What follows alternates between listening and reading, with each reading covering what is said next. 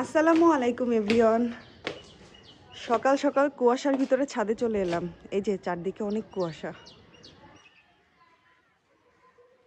এখনো রোদ ওঠেনি। আব্বুর ছাদ বাগানের কুমড়া গাছে অনেকগুলো ফুল হয়েছে, এগুলো দিয়ে আমরা ডিম ভাজি করে খাবো। প্রতিদিনই অনেকগুলো করে ফুল হচ্ছে, মাশাল্লাহ। এগুলো থেকে কিন্তু কুমড়া হবে না। হ্যাঁ, এই যে আরো ফুল আছে, এগুলো একটাতেও কুমড়া হবে না দেখা যাচ্ছে এখন পর্যন্ত। তাই এগুলো সব ছিঁড়ে নিয়ে আমরা ডিম ভাজি করি। আর কুমড়া ফুলের ডিম ভাজি, কুমড়া ফুলের চপ তো অনেক মজা। আমি সব ফুলগুলো ছিঁড়ে নিয়ে যাচ্ছি ডিম ভাজি খাওয়ার জন্য। কুমড়া ফুলের চপ কিন্তু অনেক মজা, কিন্তু আজকে আমরা চপ খাবো না, আমরা ডিম ভাজি খাবো।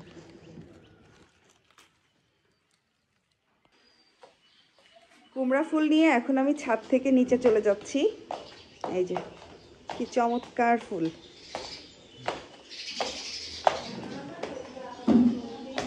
আর যেতে যেতে দেখলাম আমার ভাইয়ের গোলাপ গাছে কি সুন্দর দুইটা গোলাপ ফুল ফুটে আছে, মাশাল্লাহ। এই যে সকালে খাবারের আয়োজন চলছে। আজকে সকালে কি কি খাবার আম্মু? রুটি, পাতাকপি ভাজা, ডিম ভাজি। এই যে আম্মু রুটিগুলো ভেজে নিচ্ছে আর আমরা এখন খাবো। আজকে আপনাদের ভাইয়া আসবে, তাই চলছে তার শ্বশুর বাড়িতে মহাভোজের আয়োজন। এখানে দুইটা হাঁস অলরেডি জবাই করা হয়ে গিয়েছে। হাঁস খুঁটে বেছে পোড়ানো হচ্ছে।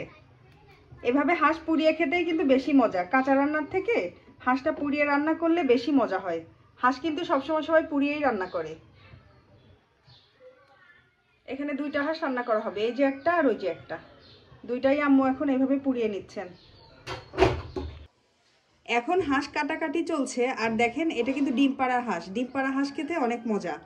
আজকে সকালেও এই হাঁসটা নাকি ডিম পেড়েছে, যেহেতু আম্মুদের পালিত হাঁস। আর এই যে পেটের ভিতরে এখন অনেকগুলো ডিম আছে, এই যে একটা আস্ত ডিম আছে, এটা হয়তো কালকে পারতো।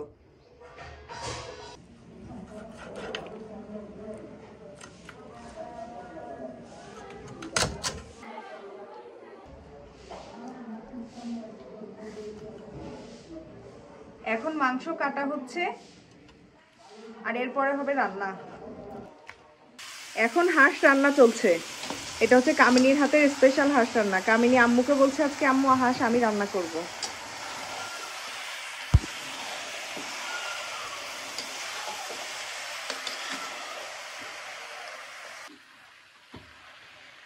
কামিনীর হাতের স্পেশাল হাঁস ভুনা, কোনো ধরনের কোনো মেজারমেন্ট কাপ ছাড়াই মশলা কামিনী এভাবেই অ্যাড করে।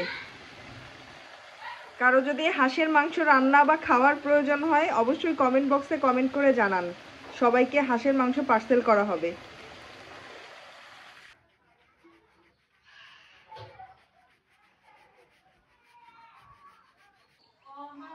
আজকে আমাদের বাসায় অনেক ধরনের পিঠা বানানো হবে।